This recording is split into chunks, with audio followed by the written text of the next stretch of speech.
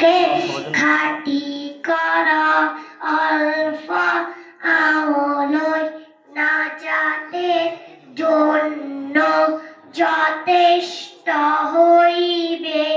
2 number হাদিস শরীফ খায়রুকুম মান তাআল্লামাল কুরআনা ওয়া আল্লামা।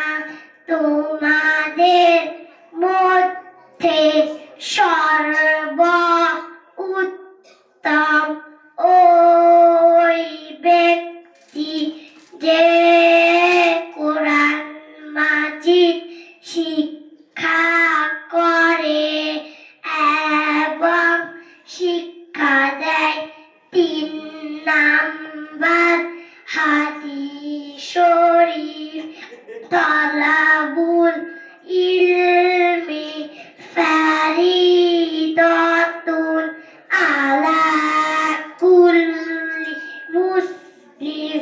হাদিস শরীফের অর্থ দ্বীনি ইলম তলব করা প্রত্যেক মুসলমানের উপর ফরজ।